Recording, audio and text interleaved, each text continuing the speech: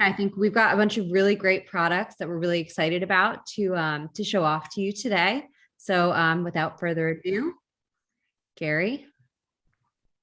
Great, thank you, Mara. Can you hear me okay? Yep. All set. Okay, I did want to spend a little bit of time in the beginning of this presentation just talking about Social Edge, just so you have a better idea of who we are and kind of what we're bringing to the table. So a little bit of background about Social Edge, our review, and our services and capabilities. Solely we concentrate on communities, right? So we build internal, external for our SMB clients as well as enterprise clients as well. Many of our communities started as call centers or support forums and have now grown into full-fledged communities. A little bit about us. We are 35 people across most time zones in North America, over 600 customers, and again, covering that whole enterprise, SMB, internal and external market. In a couple months, we'll be actually at our 10-year anniversary. So we're looking forward to that as well. I know people are starting to pop in a little bit. So our team, we are again located in North America. You can see some of our locations here as well, covering both ends of the coast as well as a couple different time zones in Canada. Our client base is across the world.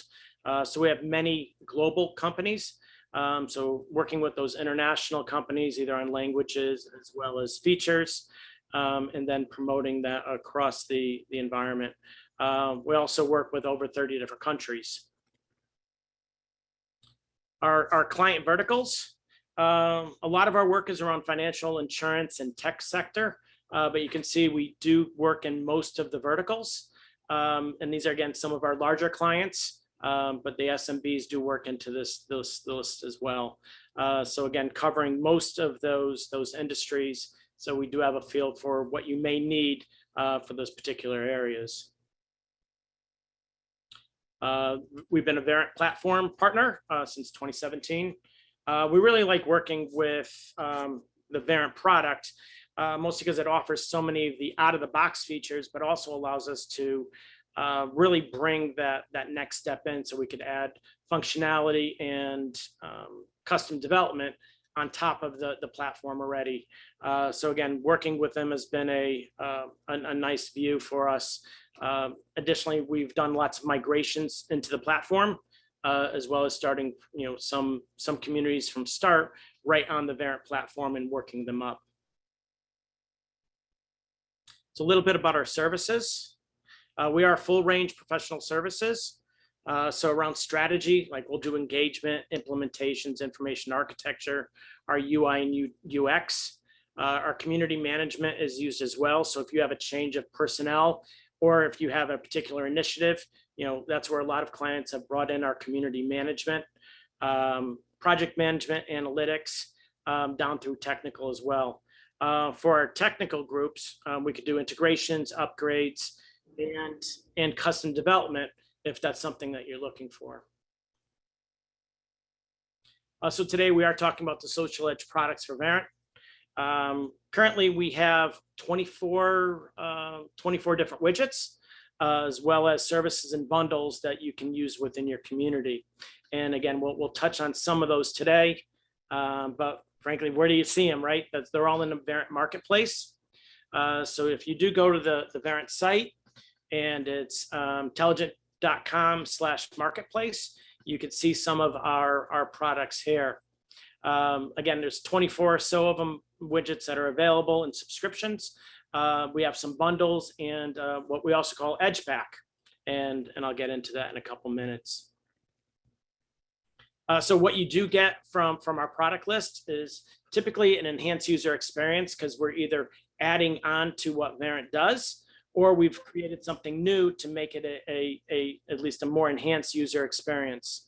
For the widgets that we are building, it's a very robust admin console. You're going to find that you have a lot more control over look and feel and fonts and colors. So it's a real easy interface to use, but with lots of features. With that, you get the guides, support and maintenance. We do have same business day response for any Sev1 issues you're having with any of our products. And all that is included with your annual license. So as we build these products up and make them better and have enhancements, those get included into your version, and you can continue to have those enhancements as we go forward. I had mentioned Edge Pack for Verint. So this is a way that we've bundled our most popular widgets together. So instead of paying for these individually, we've picked 7 of our most popular widgets, Filtered Content List, Mega Menu, and Mosaic. Mosaic is one of the ones that you're going to see a little bit later in this presentation, as well as our Search and Ask widget, our Unfiltered HTML Plus, and Wiki Viewer Plus. And again, that's a discounted subscription because it's been bundled. You don't have to pay for them individually. You'll just pay for the that discounted bundled rate of 10,000. Next, let me just get into. I'm going to pass the presentation over to Sarah. She's going to go over a couple of the widgets that we've done and actually demo them. And then we could do some question and answer at the end of the demos.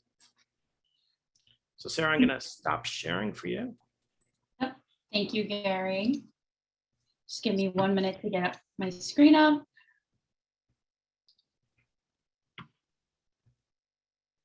And can you hear me and see my screen okay?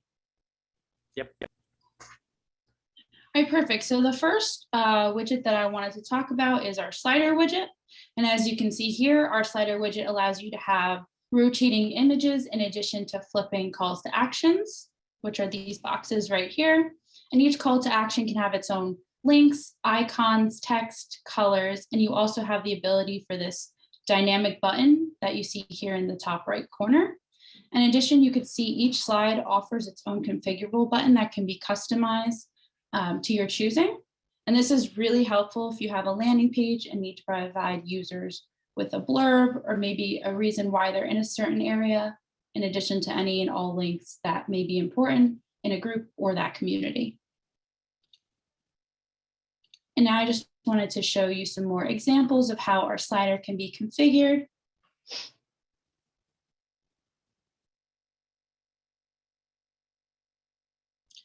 So you can see here in these examples, you can configure the slider to be without any flipping calls to actions. And instead it could just have one slide. It doesn't have to be rotating slides. You can also, in these following examples, you can also see how the slider offers further capabilities. As you can see, differing amount of flipping boxes with a differing amount of links in each one. Again, it can be customized to your choosing or whatever works best for you. It also shows how you don't need to have 4 calls to actions, flipping calls to actions. You could have 1, 2, 3, or none. And again, you can see in some of these other examples, the further flexibility within the configuration. You don't necessarily have to have a button on each slide. You could have no buttons as is shown here. And again, you could just see how each flipping call to action offers additional capabilities with the ability to customize the color, links, text, and icons of each flipping box. And on the right here, you can see that this widget is also supported in mobile view, as well as the narrow column view. Guys, I'm not sure. I think the video is just a little bit behind. I don't know if everybody else is seeing that. Can you see the boxes flipping before we get over to the admin panel? Sorry about that. That was my fault. Yeah, There's so a little bit of a lag. Yeah, so Here's Sarah, what- if we just kind of go over those flipping boxes and the rotation, I think that'll help. Yeah, sorry about that. That's my fault. So I don't know if you could see, but you hover over it nicely and then it'll flip over and you have the additional links that can be displayed on the other side of the flipping box. Yep, that's very clear now, Sarah. Thank you. Okay, and now jumping to the configuration, our slider configuration is broken up into 3 easy to configure tabs, the options, calls to actions, and slides. Under options, you have the ability to set intervals and animation times as well as timeouts. And this is where you set that dynamic button that stays in the top right, simple text field where you put the title along with the link as to where it'll go. And then for the calls to actions, it's really easy to navigate between each call to action and make changes. You can add an icon and a title, and you also have the ability to add a subtitle along with a border color for that box that could be custom with a hex value. And this is where the information for the flipping call to action will go. And then slides, which are similar to the call to action. Again, you have that very easy navigation to navigate between all the slides that you want to configure. You have the ability to add an image and title, again, a subtitle as well, and that text link for the button that will be on that slide. And now I'm going to jump into our new free widget, which is our hero widget. So our hero widget allows for a singular hero image to be added in addition to other graphic elements, as you can see here. And with hero, you can configure a larger size banner to display an image or an icon or color with rectangles or bubbles behind the image, which again, can all be customized to fit your branding. And in addition, you can also have up to three calls to action, as is shown here.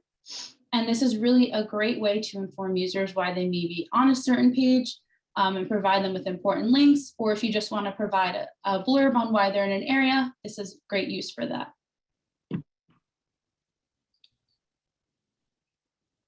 So now I'm just going to show you some other examples of our hero and how it can be configured along with its capabilities and flexibilities.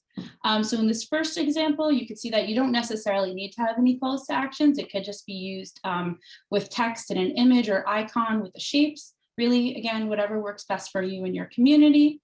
And then some of these other examples below show the ability and all the customizations you have to set for font faces and titles to better align and meet your branding standards.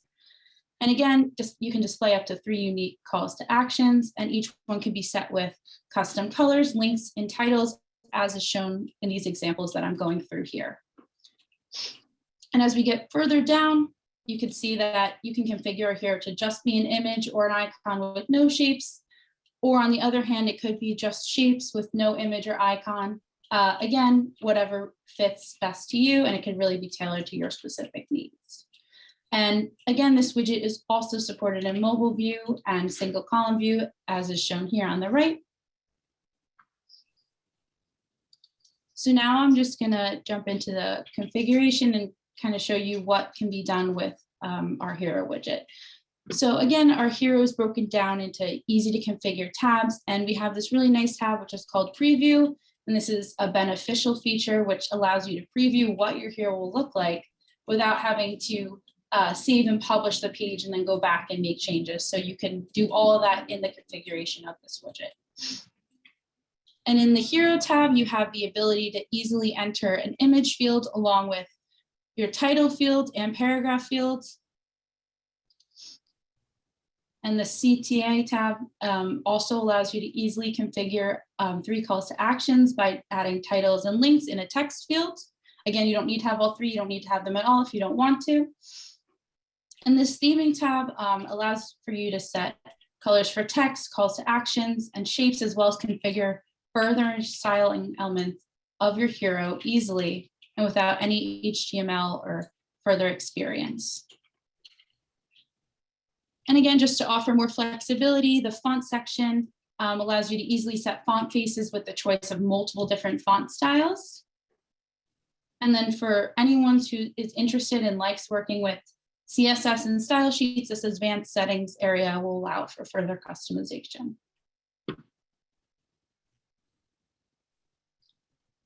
And then next, I'm going to jump into one of our edge pack widgets like Gary had mentioned earlier, which is our Mosaic.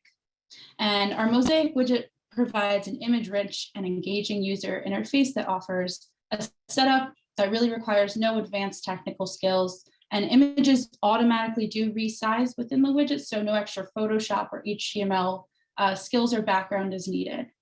You can display multiple stories of different layouts, as you can see here, and styles with images or graphics or colors, again, whatever fits best with your community and your branding.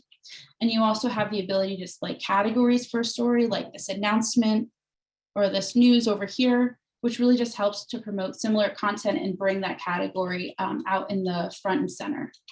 And you also have the ability to display a like and a comment count for a piece of content that is highlighted in your mosaic. You don't have to, again, fully your choice, whatever works best for you. And then I wanted to jump into some other examples of how our mosaic is used and configured. So Nuzella's use of the mosaic really shows how it can be used more as a cohesive set of images, where the 4 images are shown at the same size and have this nice border around it.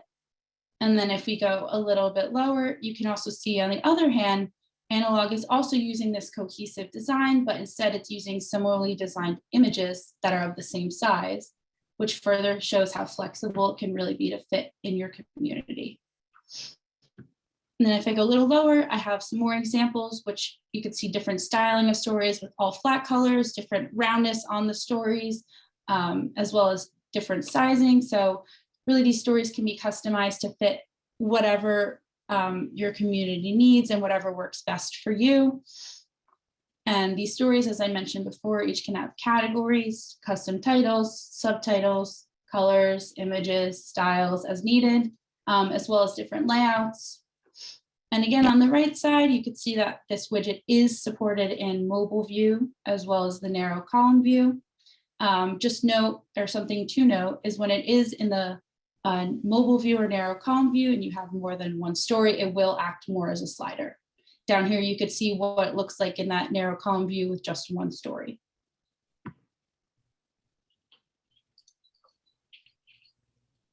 So now if I jump into the mosaic, again, very easy to configure tabs, and it's broken up in a clear and easy way. So it's really sectioned off nicely. Preview, again, is another beneficial feature. It allows you to preview the mosaic without having to save and publish and come back and make changes. So again, everything can just be done in here. You also have the ability to add multiple stories under the Stories tab. And as I mentioned before, these stories can be fully styled or customized as needed, whatever works best for you. We have a theming area that allows you to set multiple different custom color themes. And these themes can be used for each story within a mosaic. So really you can have flexibility within each story.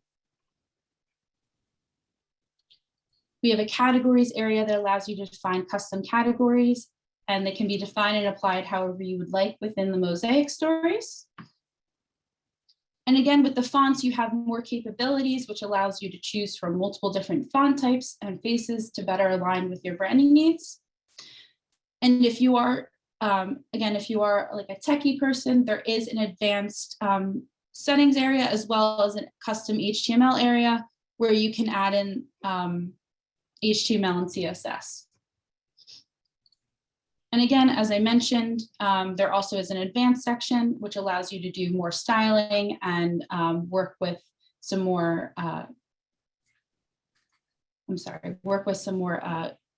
customizable options. And then lastly, if you need to easily migrate your work and you don't want to have to spend time rebuilding what you just created, you can always easily migrate the mosaic using this Migrate Configuration tab down here. Just between the copy current configuration and add new configuration throughout your community.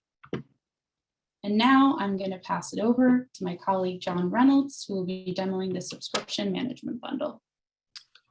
All right, thanks, Sarah. Good afternoon, good morning, or good evening, everyone.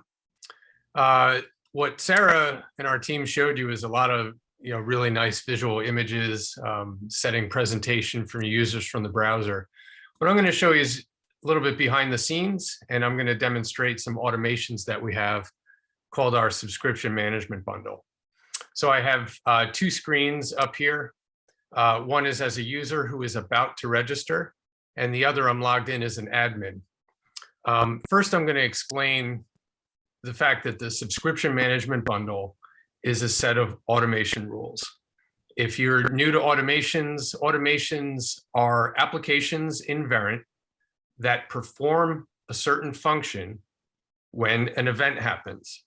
So if a user asks a question, you can do something behind the scenes, maybe send that question to your CRM. If a user joins a group, you can capture that and maybe send them a specific notification saying, welcome to the group. The two automations or general events that I'm going to describe today are when a user joins the community, when they register in the community, we can perform certain actions to have them auto-subscribed to content within your community. Additionally, if they want to join a group on their own, we can also manage subscriptions at that point. Okay, so with these automation rules, they're done with 4 automation rules in this bundle. They would simply be added to Automation Studio simply by importing them. And then you would invoke those automations by adding them in the automation section. So let's take a look back at our community here. If I'm a new user, I'm browsing as a guest. I have a number of different options because these pages and these groups are public. However, if I put on my community management hat, I want users to know about certain content automatically without them having to seek it out. I want them to be automatically subscribed to certain areas. So the news center is important. There are 5 very important blogs here that I want the user to automatically be subscribed to and get notifications. In this communities of practice, there are these important practices, mysteriously named practice B and C, that I know is really important to them, and I want them to get a digest on goings on in these practices. And then additionally, with community help, if I like to contribute back to the community, I'm going to follow the community help section on my own. I'm going to voluntarily do that. So if a user does join that group at any point in time, I'm going to auto subscribe them to certain functions.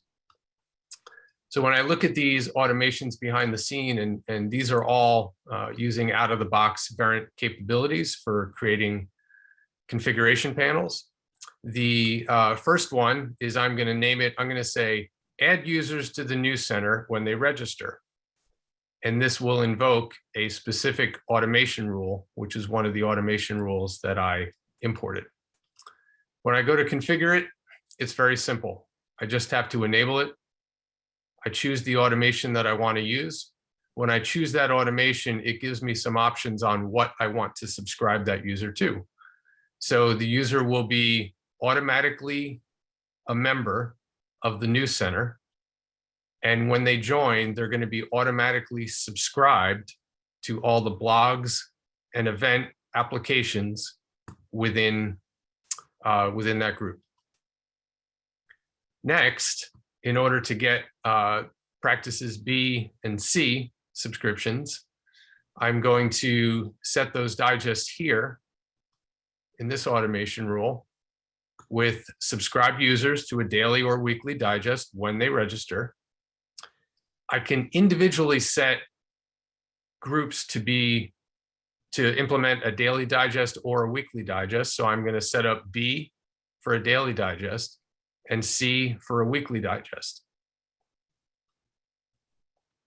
Lastly, for user settings when they register, as you know, when you first register on the community, all your notifications are turned on. In some cases, you may want to dial down those at least initially, or there may be certain reasons why you don't want notifications to be sent. Maybe a feedback survey from your previous community said that I was getting users were getting too many notifications, and now as a new client of Verint, you may want to start out with a certain level of notifications, and then you could throttle that over time. So by changing the default notifications, I can set up this rule, which will, once I choose the rule, it will show exactly what I can fine tune.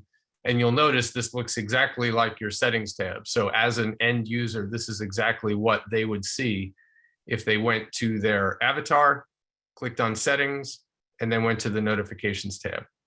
So in this case, by default, everything is turned on. I've gone on and I've unchecked the checkbox for if someone follows me, I can live without that notification. And I've also unchecked a few others around content that I write.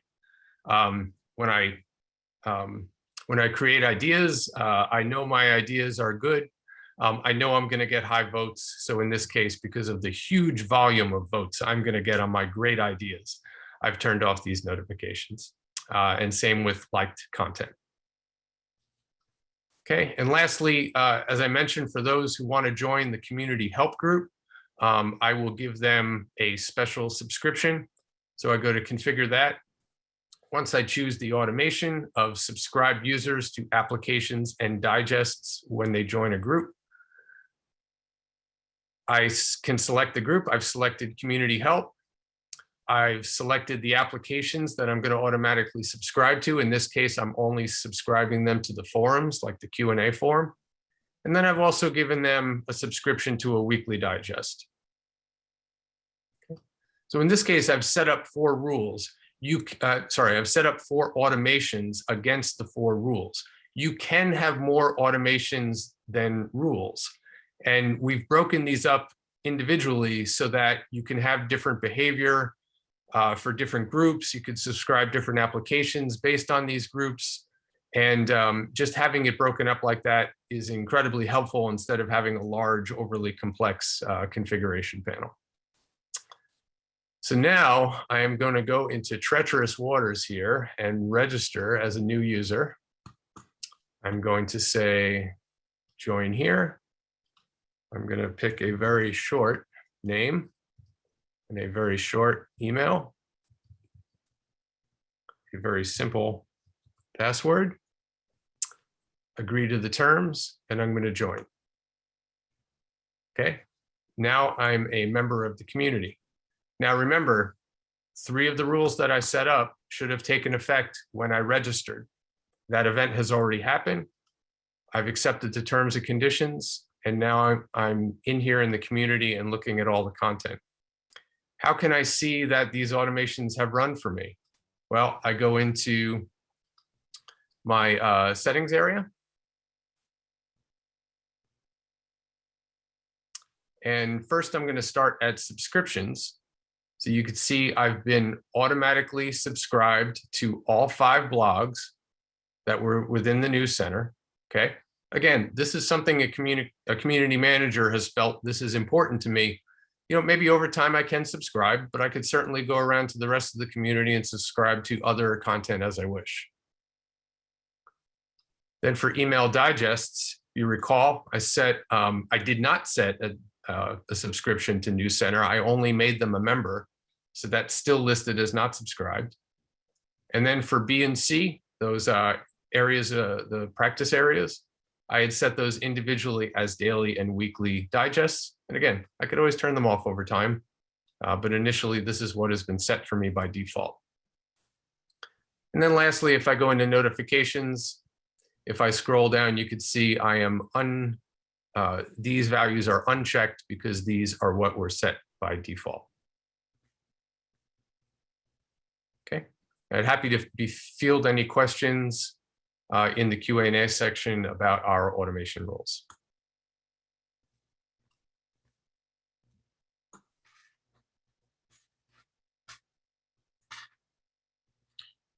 Because that kind of gets us into our question and answer time, if you want, Amara. Yeah, perfect. Yeah, so for everyone on, feel free to hop off mute if you want to ask any questions about the products that we went through. We're also happy to pull any of the products back up or show you additional examples of some of the things that we've built. We have them in a couple demo sites. And then, you know, again, we do have some time. So if there are some other products that we can show, we're more than happy to do that as well on request. Gary, I don't know, maybe if you want to show until we get a question, kind of, you know, show off the marketplace and show some of our listings there. We can use that Sure. time. Give me a second, I can pull that up. And again, we have done some examples are in the marketplace as well. We've tried to show as much of the community as much as the widget as we could without actually being, you know, admins to the community. So in some cases, they're just visuals, but we'll gladly do demos as you see fit as well.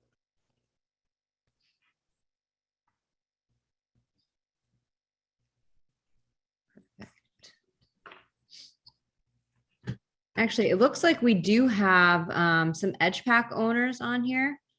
Oh, I see a question. Okay, JJ, currently setting up these subscription automation rules. They're helping to solve a lot of problems in our community with the digest automation.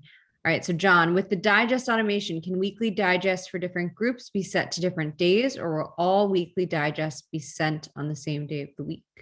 Yeah, but it's a good question. Ultimately, the scheduling of the digests is set at the system level. There isn't a current configuration that allows you to set different digest schedules in the community. It's a global setting.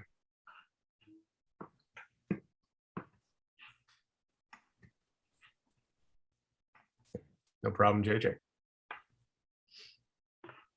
was a good question. Yeah, maybe just to add on to that too, you may have noticed that one of the rules had the combination of digests and group subscriptions, but the others didn't. That all really depends on your culture. We've worked with some clients who, digests have, maybe fallen flat for some reason or another, but individual notifications are where, people keep coming back to the community. So that's why you don't have to subscribe users to digests, and that's why they're set up as different rules. For example, you can have the users subscribed to applications in 3 or 4 groups, but then never use the digest rule, which would subscribe them to digests for those groups. So it's really your choice. The one where we did combine it in the groups, it made sense to combine it because if you wanted to have different rules set up for 5 groups, if they were split, then you'd have to set up 10 total automations, and we just felt it was overly configured. So again, it's optimized, and it should allow you to have a nice list of managed automations without it being overly complex. Thanks, John.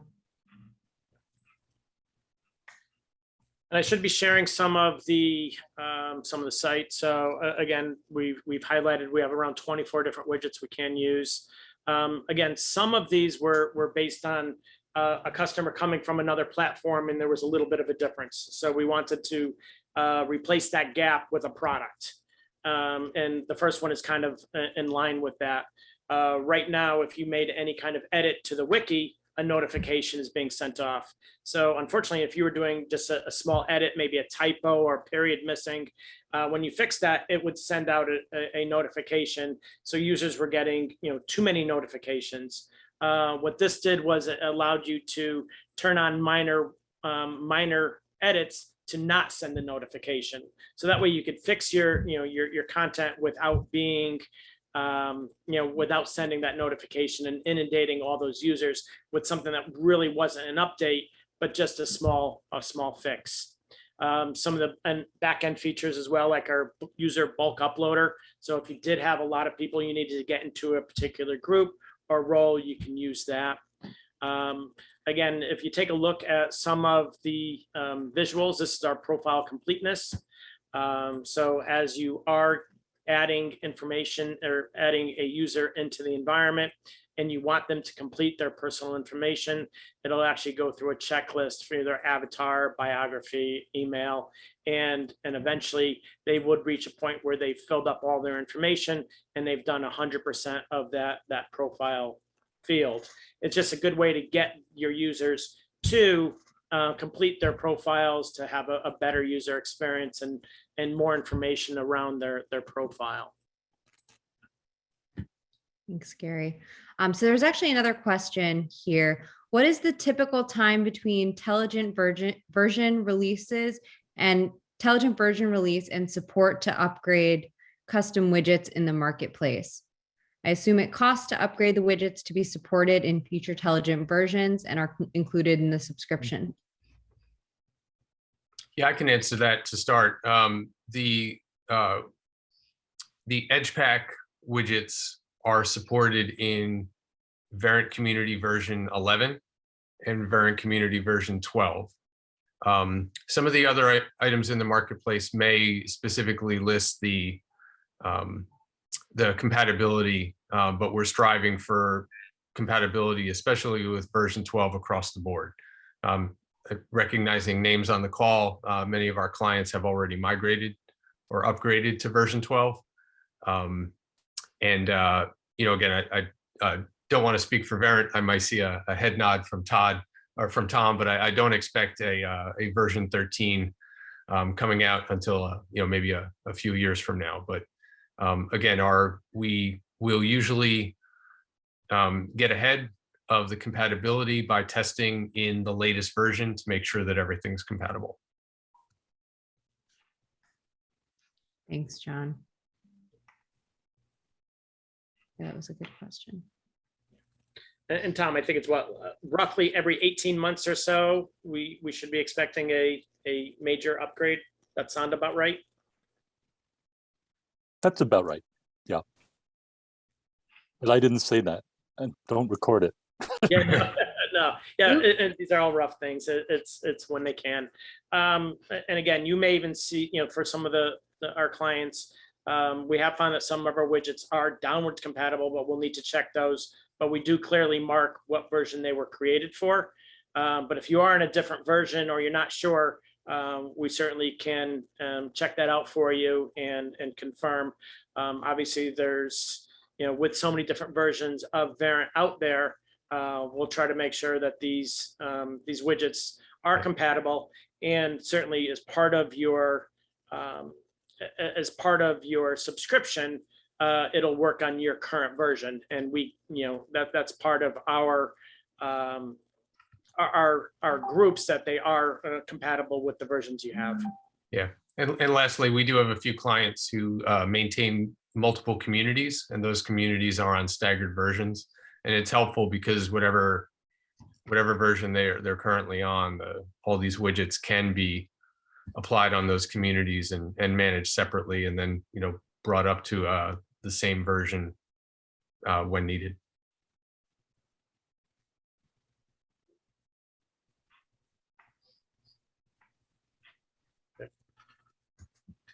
I know we did show a little bit of Mosaic. I'm very impressed with the way our clients have taken a product and kind of made it their own, because you do have so much flexibility and configuration ability. So one person's Mosaic can look very different than the next. It kind of just shows you how there is a lot of flexibility in how it can be used. Frankly, we have to look at it and go, all right, is that Mosaic or not? And it is a nice way of getting a lot of visuals into your environment without having to do a lot of coding, without having to learn how to do Photoshop and sizing. Mosaic will do that for you. So I think you'll find that pretty useful. I don't know if there's anybody on the call that's currently using it that might want to share some of their experiences. JJ, can we pick on you? I see a big fan of Mosaic in the chat. And we showed one of Nuzella's gorgeous examples. Sure, happy to speak to it. Honestly, it's not really me. It's been our brand designer who's really taken it and really innovated the use case of it. As Sarah showed, she's kind of thought about how can we really use the kind of framework of the Mosaic to kind of tell a story or tell a theme. So now we've gotten into the habit of changing them seasonally or for a specific program. So right now it's more like holiday themed and kind of tells a narrative across the 4 tiles on the homepage. We also have another group. Each of our subgroups has their own style of the mosaics. So that's another way, is we can give each group a different identity using the different mosaic themes. I also manually change the content that's featured. So that's something that, yes, it is manual, but it helps to showcase new content at the schedule that works best for me. Yeah, that's great. And do you use the copy configuration, the migrate configuration feature? Like if you have to put it into new places, or because your groups all have different kind of themes, they're not having to copy as much? I actually have no idea what that means. So maybe yes, maybe no. I don't know. Maybe someone that helped set up our community can let me know if we even have that as an option. But to my knowledge, I'm just manually setting up each mosaic for each different group. Cool. Yeah, Usually one way. Go ahead, Gary. Yeah, it's usually a good way to getting a head start. So if you already have the layout kind of what you wanted, you can copy that to another group and then just change the images and change the content without having to kind of redo it from start. It's also useful if we have clients that are kind of setting things up in either their staging environment or into a private group, and they kind of get it where they want to do it. They could easily just copy that by using that feature into the new group without having to remake a lot of information. So it's an easy way to get things moving without having to start from scratch. Yeah, this is Ruth. I think on JJ, on your community, at least initially for a couple of the use cases that had similar looking mosaics, we did do that where we made a copy. We had the fonts and the colors and similar stuff, and then we just replaced the picture or label or whatever. This might have been for like your teacher's lounge and of maybe one of your like ELA or science or one of those use cases where it was very similar widgets. Yeah, it comes in handy when you're kind of going through and setting everything up, for the first time, like Ruth said, like fonts and colors, to kind of have those all kind of preset, and then you can, go in and change the content. I'm sure, JJ, if you're not using it, you might look into using it in the future. Save some time. Well, yeah, and this is you're showing the slider. Oh, one thing I did want to make mention of, so Hero, which we talked about, we actually offer that one as a free product. So if there are people on here that haven't taken advantage of that, definitely contact us. You can, get that set up in your environment, and, have the opportunity to play around with that. I think there's some examples of our Hero. Yeah, there it is. Actually, and Gary and Sarah can speak to it better than I can. I'm not going to pretend to be a Verint expert, but it's pretty cool. Yeah, it's a real easy way of getting some nice images into the environment.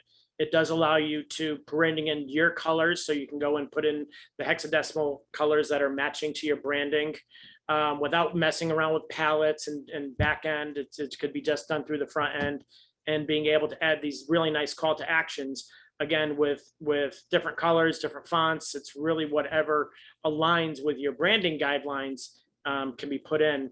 And the fact that it does have like these little graphic elements along with the images, again, either as a rectangular or a square, or rectangular or a circle, I think just is a quick and easy way of getting those kind of visuals onto the page, so people know what they do when they go in. And again, those call to actions, I think, are useful. And because you can really fit it any way you want, right now we're showing it really in a double column, a wide column, but it does give you those flexibility to really take advantage of it.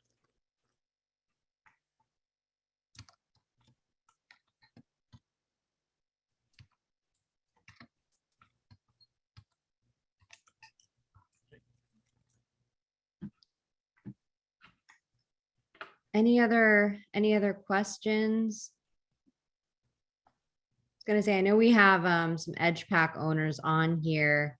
We could do a breakout room. People are interested. We use the Hero widget and love it. Awesome. Love hearing that. Yeah, it's a popular one.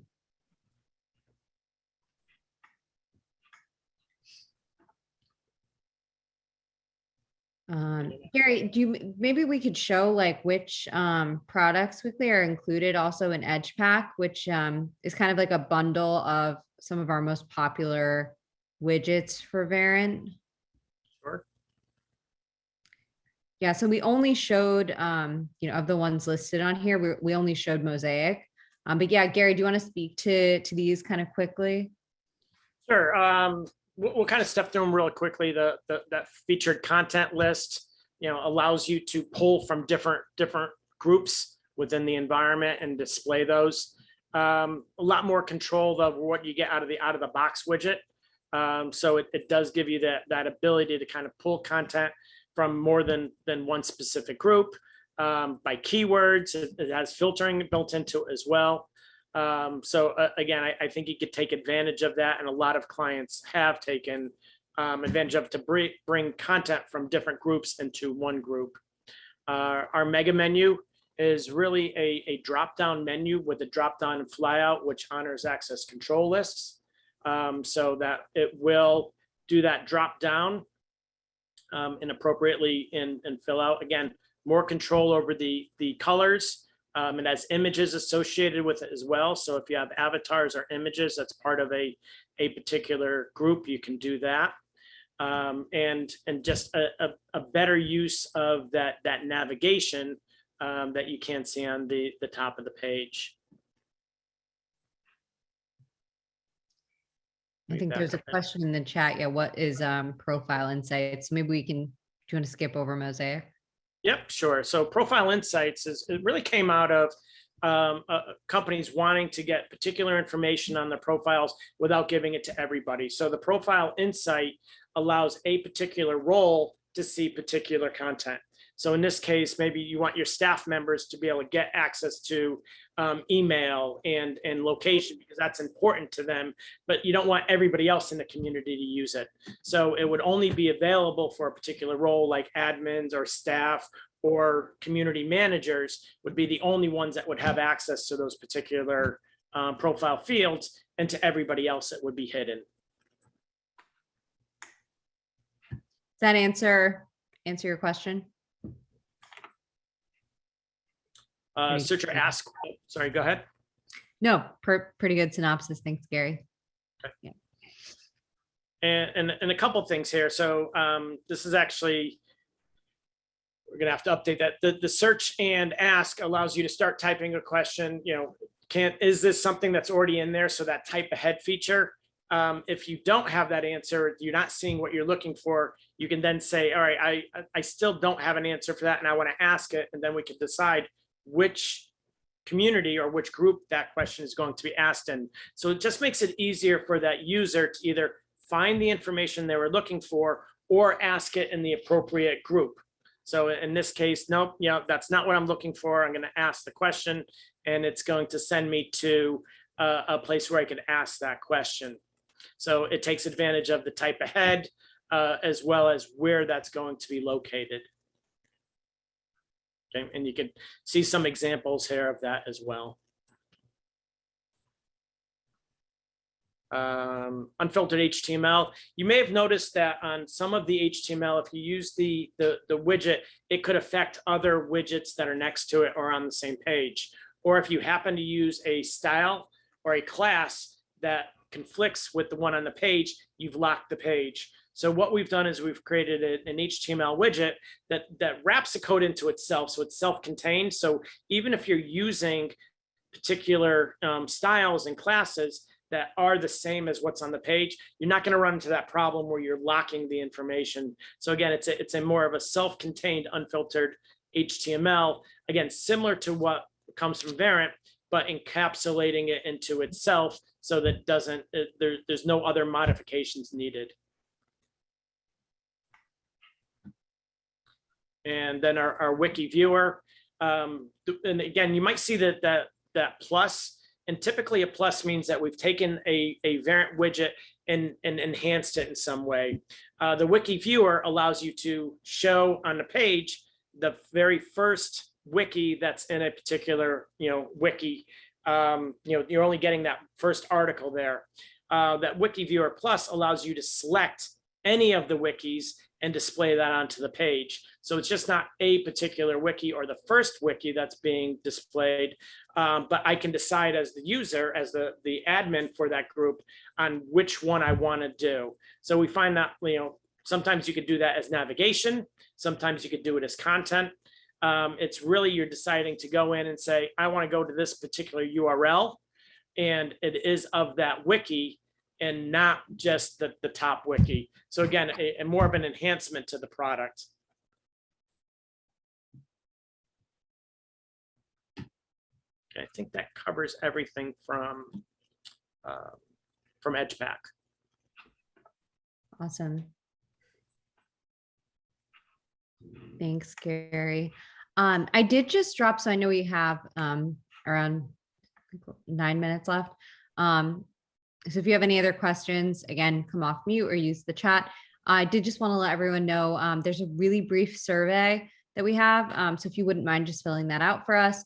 This is the first product showcase that we've done. And obviously, as you can kind of see here, we have a lot of products. We've spent some time really creating things that our clients find valuable and that help enhance their communities. So if there's other things that you'd like to see, we want to hear from you. We want to know what it is you want to see, because there are a lot and we definitely would not be able to fit them into a 1-hour session. So that survey is in the chat. And yeah, I did not have anything else. Definitely the presentation before we can make available for you as well. Yeah. And we'll give you that. So if there is one of these widgets that we've demoed today or something that you saw, would love to demo them for you and see what that could look like in your community. Yeah, and there's also in that survey, if you are interested in the free hero, if you don't have it and you're interested in it, you can let us know in the survey and we'll be in touch and more than happy to help you get that set up again for free, that add value to your community and see how you like it. And it does contain all the services and the support that you would get for any of our paid for subscriptions as well. So obviously, if you have any kind of problems with the hero, we're here for you and to make that a better experience for your end users. Yep. Awesome. All right, we can give everyone a little bit of time back. Thank you for joining us. Thank you. Thanks, everyone. Have a great day. Bye.